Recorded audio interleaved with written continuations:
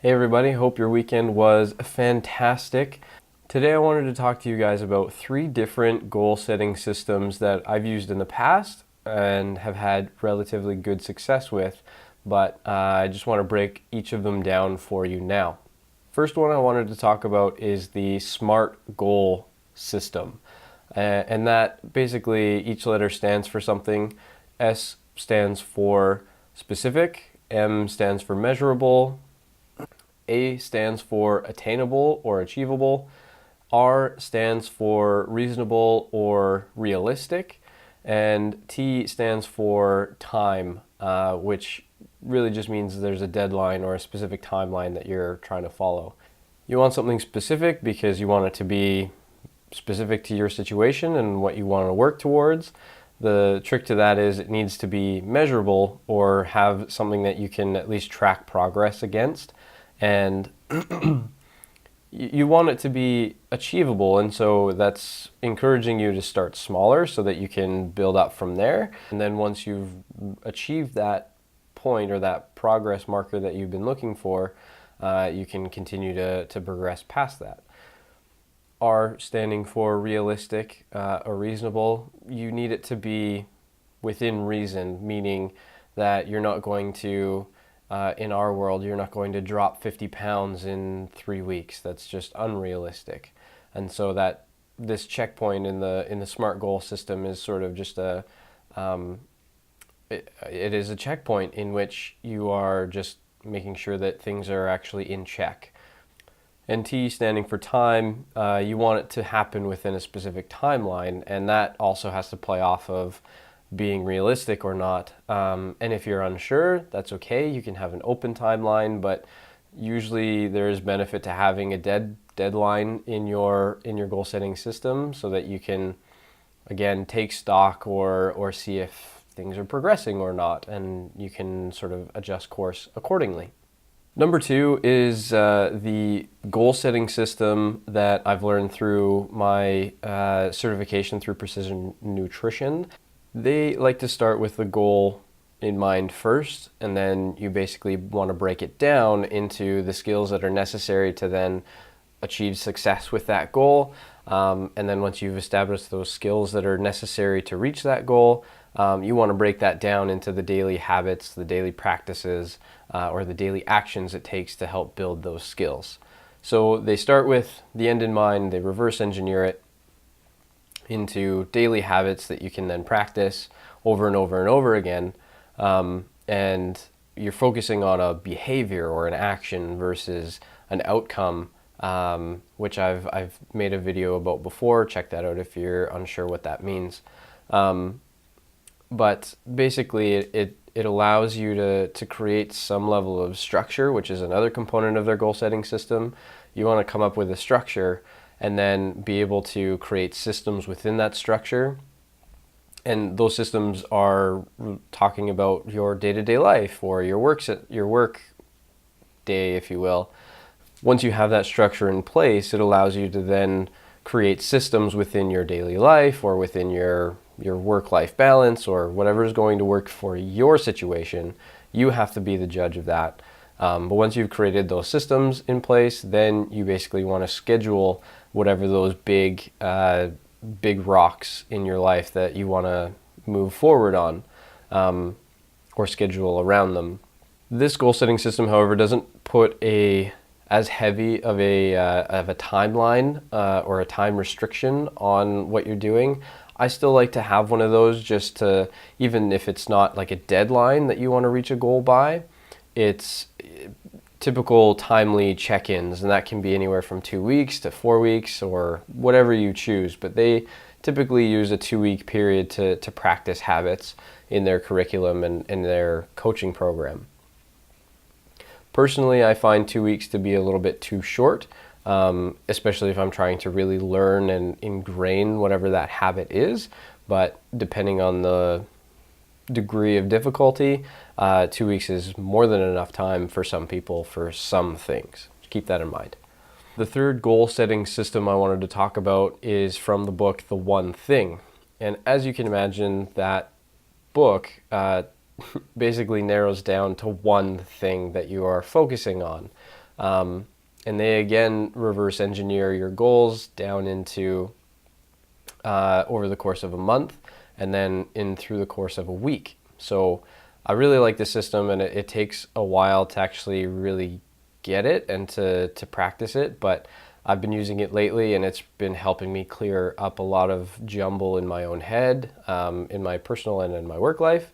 So I thought I would share it. But diving deeper into the one thing system, and I should clarify, this is my interpretation from my experience of using the tools and the system at a brief look. So keep that in mind. But in the One Thing system, they use a tool called the 411, which stands for 4 weeks, 1 month, 1 year. And basically you start with your year overall, what you want to accomplish in the next year. And within that, you can have multiple, that's totally fine, write them down. And then for your month, you want to select the monthly actions or things that you would do in that month to create a successful year. Then you do the exact same thing with your week. Each week, you list the things that are going to help accomplish the goals in your month, and then which will again accomplish the things in your year. And that's how they break it down. It's every week you're revisiting your tool, the 411, to revisualize and sort of keep accountable to those goals. But the overlying statement or mantra, if you will, that they use is, if I were to perform this one thing, if I were to get it done, it would make everything else easier or unnecessary. And I've really resonated with that because it just helps really focus in on stuff. And if you're finding yourself that you're just like, oh, this isn't necessary, or this isn't going to help progress me towards that goal, it's a good mental check to see if you're actually on track, or if you're putting effort into those actions that are actually going to help progress you versus not. So that's a brief overview of 3 different goal setting systems, ones that I've used in the past and had success with. But now I wanted to go over some highlights of each of the systems, like some of the pros of each one, like the common denominators, if you will. They all put a focus behind knowing your why behind a goal. So there's a reason why you want to accomplish a goal. They focus on, or they prompt you to find out what that why is. And if you know it, use it to your advantage. There's usually a lot of motivation built up in the why behind a lot of your actions, or a lot of the reasons why you want to accomplish a specific goal. The next bit is that they all put a plan together. They all break things down into something that you usually write down, and there's tons of tools for each of these, but the fact of the matter is that there is a plan involved with it that you then go back and assess every time period that you allot for yourself, and it just puts that plan into action, and that forces you to execute, hopefully. Once you have that plan in place, it allows you to narrow down and focus in on the things that you need to actually put forth into action.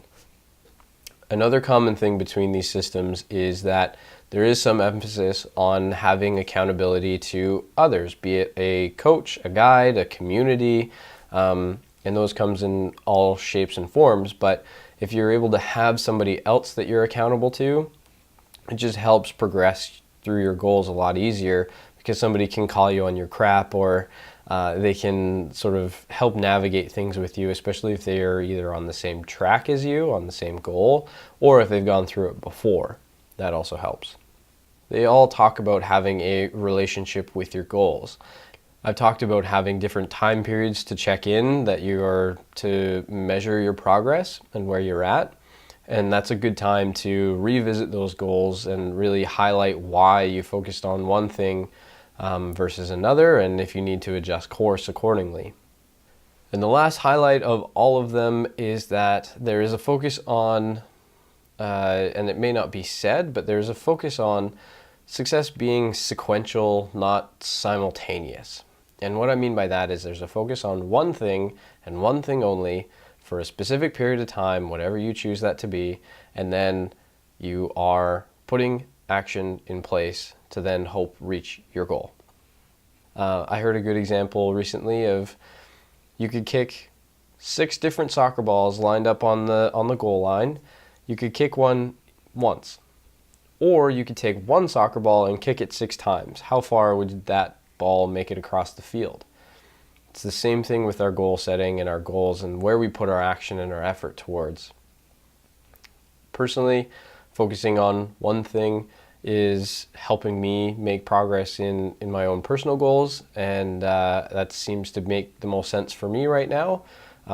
These are just some options. These are not the end-all be-all of a list, but you just have to find whatever system is out there that works best for you and your situation, and then use it. That's it. That's the secret. That's the miracle that happens when you actually put action towards a specific purpose with a singular focus, and wonderful things happen. Surprise.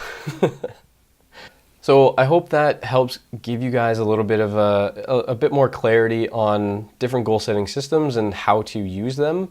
Again, this is a brief overview, so if there's one that sounded great to you, by all means, go deep and go with it.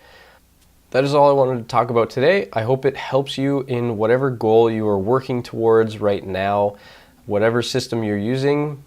I just want to encourage you to keep using it or use it to your advantage and progress your way through. Keep putting the work in, and I hope you have a great week coming ahead, and we will catch you guys next time. See ya.